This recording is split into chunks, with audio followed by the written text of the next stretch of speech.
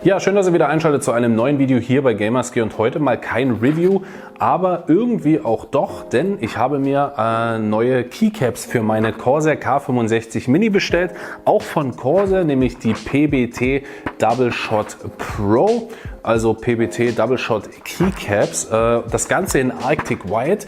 Meine K65 Mini ist ja mit schwarzen Keycaps ausgestattet und da möchte ich natürlich ein bisschen Pep mit den weißen Keycaps hier reinbringen. Ja, dann wollen wir mal schauen, was hier alles so drin ist. Ja, und dann zeige ich euch, wie ich meine Corsair-Tastatur so ein bisschen mit den Keycaps verschönere. Wir haben hier auch optional die Möglichkeit, Ohrringe zu benutzen, also diese Dämpfer. Und da können wir vielleicht dann im Laufe des Videos auch noch mal einen kleinen Test machen, was das für soundtechnisch dann auch für einen Unterschied macht. Ja, dann würde ich sagen, packen wir mal aus und gucken mal, was hier alles drin ist. So, was mir aber auch im Nachhinein aufgefallen ist, ich habe ja eine 60% Tastatur mit der K65 Mini und die PBT Keycaps sind leider nicht mit Frontaufdruck an den Keycaps. Da muss ich mal gucken, wie ich das mache, wie ich dann die Zweitfunktion überhaupt wieder rauskriege. Aber jetzt geht es erstmal darum, was ist hier eigentlich überhaupt alles drin. Das gesamte Kit kostet ja 29,99 € und da springen mir hier schon die Ringe ins Auge. Dann haben wir, wenn wir das hier mal so einzeln rausziehen, die verschiedenen Keycaps in einer, in dieser Plastikhülle sozusagen. Auch alles schön geordnet, damit man auch weiß, wo hier was hinkommt. Und dann war es das auch schon hier aus der Box. Hier ist noch mal ein Keycap Remover dabei und der Num-Block. Ja, dann haben wir hier, wie gesagt, ein bisschen Papierkram, Garantiebeleg und fertig. Natürlich müssen wir auch mal gucken, ob die Qualität hier stimmt. Deswegen machen wir mal hier einfach mal so ein Paket auf. Und dann nehme ich mir einfach mal die Tab-Taste. Da ist noch ein bisschen Reste vom Laserverfahren. Aber ansonsten sind die Keycaps, beziehungsweise die Tab-Taste hier zum Beispiel, schon mal sehr qualitativ hochwertig. Auch wenn ich jetzt hier mal die anderen Keycaps aus der Verpackung rausnehme, fühlt sich sehr, sehr hochwertig an und sind auch qualitativ sehr gut verarbeitet. Ja, dann würde ich jetzt mal sagen, ich suche mir mal ein cooles Muster aus, werde vielleicht mal ein, zwei probieren, werde die Tastatur jetzt mal mit den Keycaps bestücken und dann mal gucken, wie das im Endeffekt aussieht.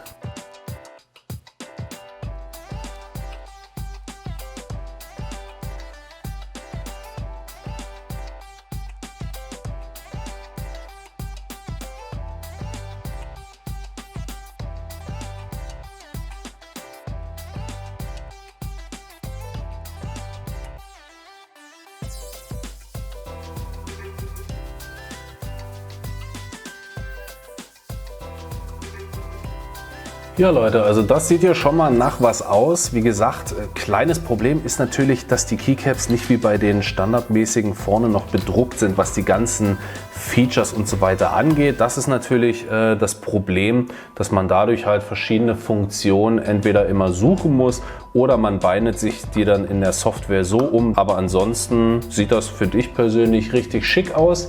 Aber ich weiß noch nicht, ob ich mich dafür entscheide, wie jetzt meine vollendete Entscheidung im Prinzip aussieht. Das zeige ich euch jetzt.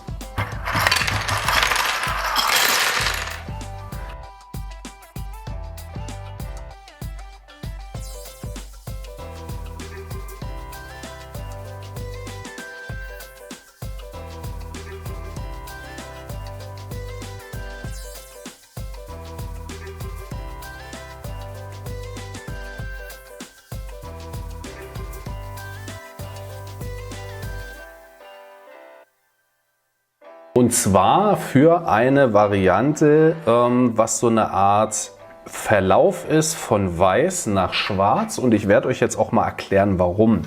Ich habe hier rechts auf den Keycaps nochmal die ganzen Multimedia-Tasten dediziert und Co.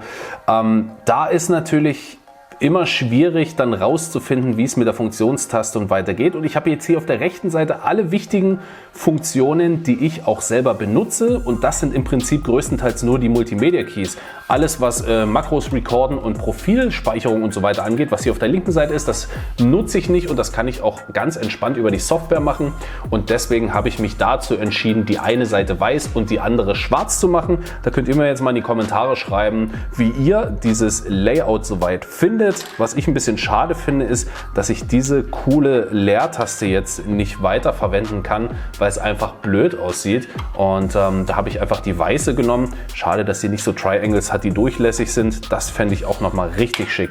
Aber ansonsten finde ich das so mega nice, und ich würde sagen, wir schließen die Tastatur mal am PC jetzt an und gucken mal, wie die Beleuchtung durchkommt.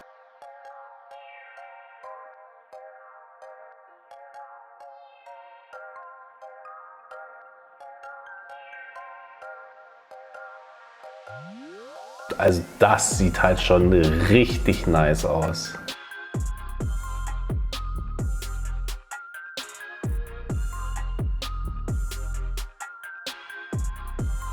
Im nächsten Schritt möchte ich natürlich, beziehungsweise zum Abschluss, nochmal diese Ohrringe hier verwenden, um die Tastatur natürlich leiser zu machen. Das Installieren dieses Ohrrings ist auch relativ einfach. Man nimmt sich halt so einen Ring, nimmt jetzt hier beispielsweise die G-Taste raus. So, da hat man ja hier dieses Kreuz, ist also der Aufsitz sozusagen auf dem Switch, und dann nimmt man sich diesen Ohrring und packt den einfach über das Kreuz drüber, so dass er schön drauf sitzt.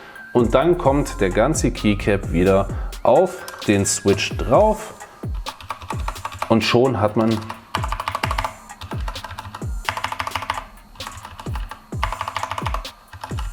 einen hörbaren Unterschied. Fühlt sich auch definitiv anders an. Die Taste hört schneller auf, beziehungsweise man hat halt durch diesen Ring einfach nicht so einen großen Druck wie Gesamtweg, und fühlt sich irgendwie in meinen Augen eigenartig an beim Drücken, weil ich es wahrscheinlich auch nicht gewohnt bin. Das Dämpfen des Switches ist jetzt nicht so extrem. Also für diejenigen, die es verwenden wollen, okay, ja, kann man machen, macht aber für mich eigentlich keinen Sinn, weil, wie ihr hört, so ein großer Unterschied ist es nicht. Von daher werde ich die wahrscheinlich auch weglassen. Aber ich wollte euch nur mal ganz kurz demonstrieren, wie man diese Ohrringe im Prinzip installiert und die Keycaps damit ausrüstet. Manche mögen das, manche aber auch nicht. Und von daher, ich werde es definitiv weglassen. Weil selbst wenn die Tastatur lauter ist, ist es für mich kein Problem.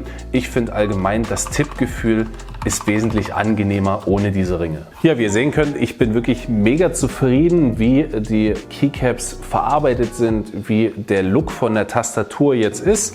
Könnt ihr mir nochmal in die Kommentare schreiben, wie ihr das jetzt so vom Layout findet.